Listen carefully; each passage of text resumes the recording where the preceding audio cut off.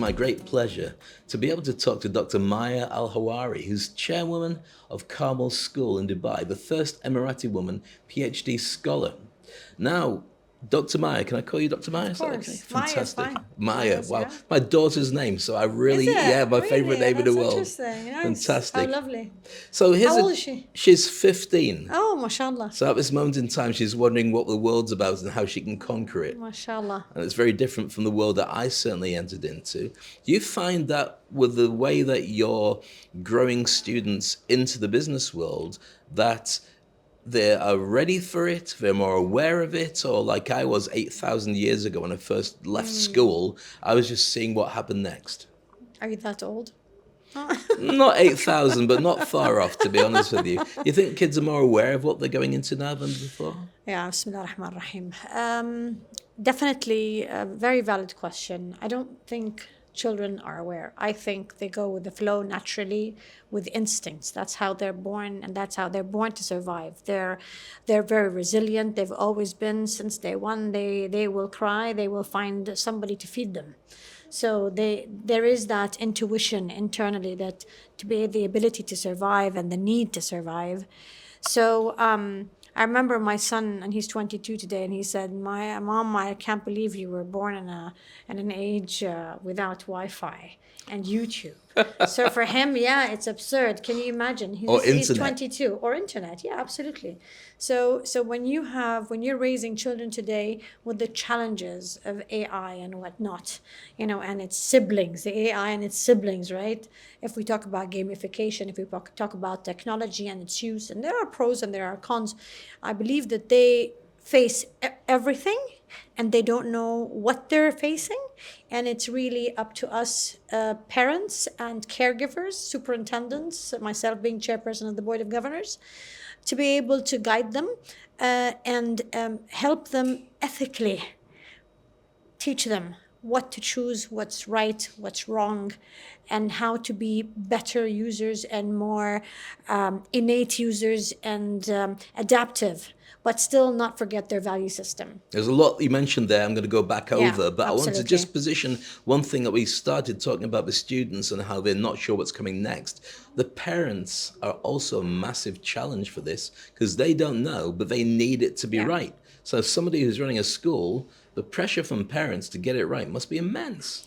And absolutely well said. Actually, the pressure starts here, where we are, as in the leadership, the main leadership team and the senior leadership team. It's very challenging to keep up. Remember, it's an acquired taste. AI has been thrown onto you, and you have to manage it because it's.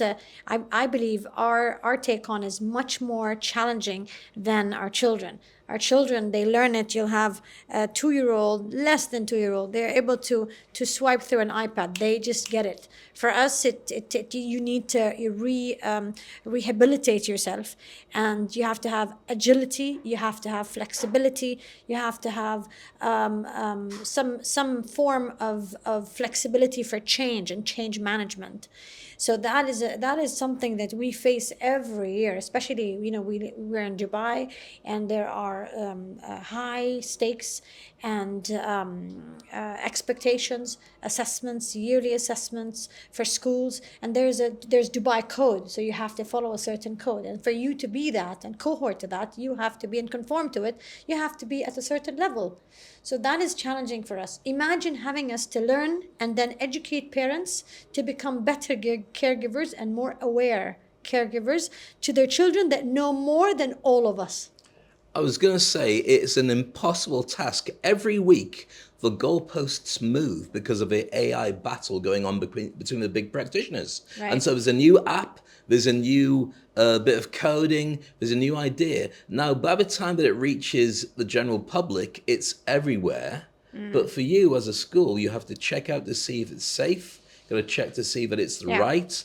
And that's a really difficult thing. How do you bring it together? Because the UAE is talking about AI 2031 strategy. Right. Could you explain what that is and how you work towards that? So as we all know, the United Arab Emirates is leading this race In in everything. AI. And mashallah, yes, it's true, but it is second in AI around globally. So for us as schools and educators, we have to really be in touch with the latest and greatest. And AI is already being functioned in the government institutions, and it is seeping through. And we have to follow and conform, no matter and how fast we have to do that. We have that time until 2031 to reach to that level. Now, I think the idea, which is quite interesting, I think we all talk about AI, but we don't know what it is, No. right? Yep. And we know that we're using Chat GPT. We know there are applications that are well known, like DeepSeek, right? And so many similar ones. I know that as a teacher, I can use AI to make my work faster, easier, to be able to spend more time to take care of the different abilities in the classroom. So I can use AI to assist. However, the extent to where AI can help me, I don't know. I didn't have the training.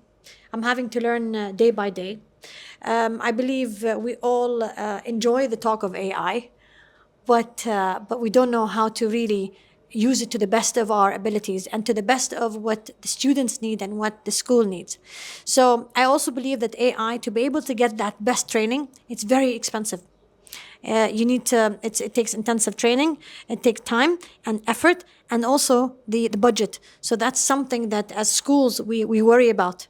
So that limits me, because if you have a fee structure that is only about 13,000 per student per year, so then your budget goes up to a certain amount that year. But if you take 120,000 from per student per year, you have the ability and you have the betterment of getting the best of the best, and being able to be up to date. So again, the Dubai Code and adhering to the agenda is something that we all aspire to, and there are challenges per school. So that's something that, imagine, we have to deal with that, but also deal with the ethical standards and saving and helping and making this a safe environment for our students to scope and surf the internet freely. There's a really good argument that using AI is going to make you more stupid. I also believe that it teaches you to do things better, but there is a balance between it. I found myself getting really frustrated with my AI because it'll do things wrong and believe it's right. And it's Right. not a prompting thing, it's Right. really heavily prompted. There's a danger for kids to be too reliant on it and not be able to have their critical thinking skills evolve at the same level. How do you balance that as an educator? Standardized testing, Right. international testing. That helps a lot.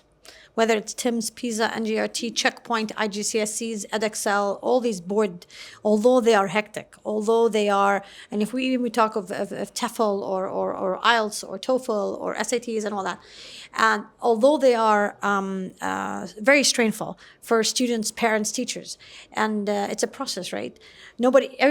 I don't believe anybody enjoys any standardized testing. But to be honest, in an era where we need to check the level of knowledge and what we know and what is right and wrong, you need standardized testing. And that's something that United Arab Emirates is very, very heavily working on, and pushing schools to work on that era. As somebody who works in education, there's a question I'd like to throw at you, which is, would it make sense for somebody to have a child to have an AI companion throughout their entire schooling? That's an actually very, very smart question. I would say yes and no. I think it's inevitable that is going to happen, because I have okay, by craft, I'm the chairperson of the board of governors, but by passion, I do counseling. I'm the first PhD holder in emotional intelligence and leadership. So I help Amazing. families look after each other and raise awareness in yourself, within yourself, and within a relationship. So I've had situations where a wife would ask Chat GPT for a consultation to help her with her husband, whether her husband is being faithful enough or not, right? And Chat GPT would say, no, actually, he's not. So you see what I'm saying? So Yeah, it's so not just the false info, which sometimes happens, but it's also the false consultation. So that will always go back to your value system. So if we have an AI, bot that is a friend of our child, of our children, that bot has to be limited to what they can discuss and what they should enter into. And that's something that the school has to provide, as in cybersecurity, being a safe environment, a safe AI environment for children.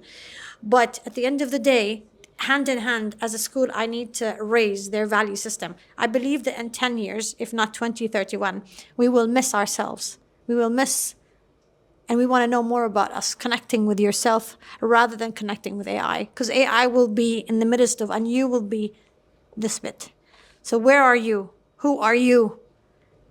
Exactly. What is your value system? So there will be this thirst for those old, at the time, we will values, say, the values that skills. you've learned growing up. That's a fascinating thing. And it's one of the things that we can't really put our finger on what's going to happen next, because the guardrails are being pulled off by all the guys that are fighting to get the best singularity or the most intelligent AI. It started off being regulated, but that's something that I know when you talk about ethical AI, the UAE are very strong about. Could you explain what that means? To be honest, I mean, when I walked in this Sigma conference, and the whole exhibit, and I looked at all the different companies, and I'm thinking to myself, what in the world? Where am I? I don't understand. I don't know how to keep up. I believe the best advice, if I were to put that into an advice, is to learn one or two and stick to it. Because you won't be able, I mean, it just doesn't make It's sense. too You much. won't be able, it's just too much for everybody. Whatever is most important for you in your craft, be the expert. If you don't know, get and hire the expert. Get somebody on board that will help you guide the AI bit of your business or your entrepreneur or whatever plan or vision you're heading. But for you to actually live the singularity that you speak of, it's just, what are we asking of human? We're going to find out. You know that. It's going to lead towards that anyway. But Yeah. let's talk about the data then. Let's talk about the fact that when a young person or any person confides in their AI about what's going on and asks real world questions that they get some feedback from, that data is being held. Right. So you can actually search about a person and find out stuff about them they didn't realize was going into this big wide sea of Right. content. That's a massive worry, isn't it? Right. I think we enjoy being excited about, we get excited about the new things, right? Oh, I can talk to this bot, and tell them what I think and how I feel and whatever, and they actually respond and they actually give me their opinion.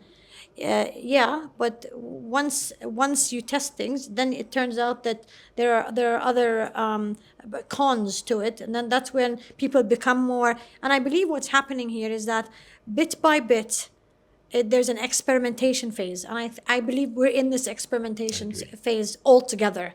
So there are going to be mishaps and there are going to be fall downs, and once we understand, we will fix and reroute and administer ourselves and to fix things. I don't think that there is a this Bible where we can all follow, all of us in the world, right? I believe that it's trial and error and by experimentation. But I would say that we have this in Islam. If you don't feel it, even if you consult it, if you don't feel it, don't do it. So you really have to go back. You know what I believe? I believe it will be a time where intuition intelligence, I think will rise at one point. I think you're right. Definitely. It's going to raise the game for many people, I think, in that whole way. It's very exciting. For instance, when people talk about the doom and gloom and the Terminator future that's on the way, the people who tend to go viral on social media are the ones who worry us more than anything and tell us about the dangerous things. But 99% of the AI scientists are just working in big companies, working out how they can do things better and make the world better for everybody. So I don't worry about it quite so much, but I do think that it's something that we need to be aware of as parents, And certainly from an education point of view, when you've got the rest of the world or large parts of the rest of the world resisting, going, we're not going to get AI in here, it's kind of naive, isn't it? Right, absolutely. And I believe that it's either you're on the wagon or you will be left out to wither. Of course. So it's not even your choice to decide anymore. It's something that is inevitable. It's coming. It's coming. So it's either you get on the wagon now and just get on with it, go with the flow, or you'll be like 10 years, light years behind, like literally. And maybe you were only behind a year, but you've missed so much. You missed so much out in this year. So I think it's wise that, again, remember, I try to remind myself, emotional intelligence is all about how to deal with the little, queer you inside, and the queer you, right? That doesn't allow you to change, or doesn't allow you to be agile, or be flexible, or be understanding, or to even accept, right? Accepting is a skill, huh? It's a skill. You need emotional intelligence to be able to guide you. And I really, in my heart, I truly, truly believe that in a world of AI, EI is a skill that now the focus is AI. Give it another 2-3 years, EI will be inevitably needed. Clearly. Definitely. And it's really difficult for that to be digitized, because that gut feeling Yes. that something's not right or something is right isn't easily turned into something that Yeah. you can find on a screen. United Arab Emirates, I'm an Emirati. My leaders are very, very driven in the way they think. They believe that with this AI being all over, and that's a vision that they want. They also have an equally strong vision, and that is to focus on the family.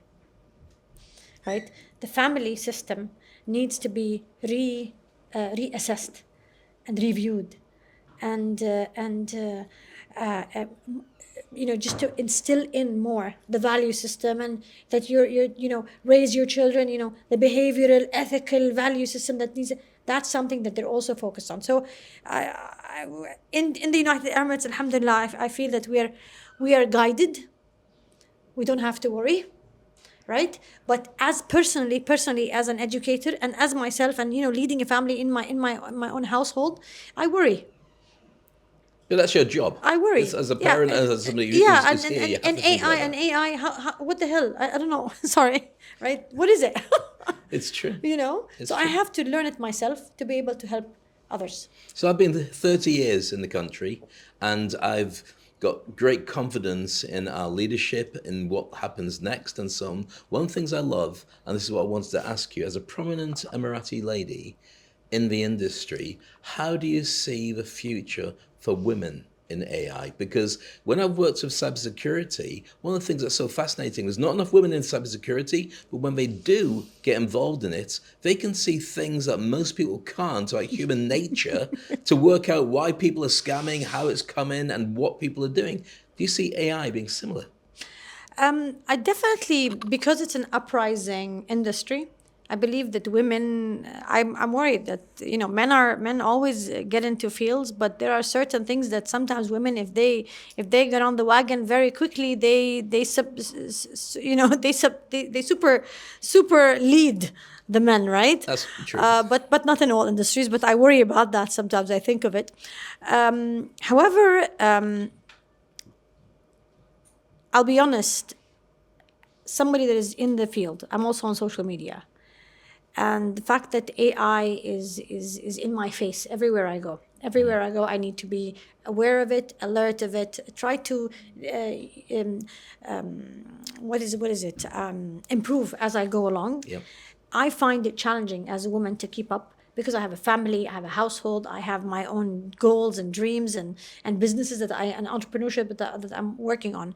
So, but I'm always open for change. I think as women, we are there. We will bring in the different perspective. We will bring in the different point of view that will support the our cohorts, our male cohorts. I love that. One last question. You've been here for 30 years? I have. I've So been you're sitting in this Emirati. seat So for you're 30 years. Emirati now. I'm خلاص. waiting for my passport to arrive. So if you've He's got connections Emirati. beyond me, let me know. Final question is, what's your advice for everybody relating to AI? Because some are going to be brilliant at it, some are going to be not, some are scared, some then even dip their toes in the water of AI. But it's kind of like your own journey. What's your advice on that? I would say, because it's something that I also went through. It took me a while to. I always step back and I look and I wait and I see how people around me are using it and engaging with it, and I found myself that I had to step into it, not by choice. I was forced into it, because again, when you're within this community, ever changing community, you have to touch base with whatever is going on, right?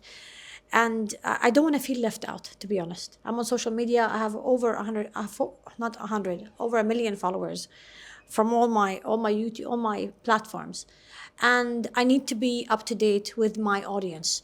So sometimes I don't want, but my audience forces me to want. So I have to get on the wagon. So what I would say is go with the flow. If I were to advise, go with the flow. Don't be stubborn. Let it be. Let the change happen. But always remember your value system, your culture, your traditions, who you are. Don't lose yourself in the midst of all this noise. It's so easy to lose your culture when everyone's trying to balance being as popular as possible, especially on social media. Yeah. Your role must be very much about sticking to who you are. As the UAE's ambassador for positive digital citizenship, you have a role, a job title that means sticking to that. Do you define that by changing, or do you want to stick in that particular label for people to work with you and follow you? No, I will not change what I stand for. So my content itself doesn't change. The gist doesn't change. The gist has a vision and a mission statement and value system that I follow. But how I present it is what changes with and evolves with time. Wonderful. Thank you. And I can tell that you're not going to worry about AI slop because it's going to be genuine stuff that you bring out. And that's clearly how people Inshallah. follow you. Inshallah. It's been an honor to talk to you. Thank you so much, Thank Maya. you. Pleasure is mine. Looking forward to that. More bless. great interviews and more great stars. Keep watching. This is a Media Lounge and connect directly. 1 million followers can't be wrong, and neither would you. Find Dr. Maya, and you'll be amazing. Goodbye. Oh, thank you. Thank you. Thank you.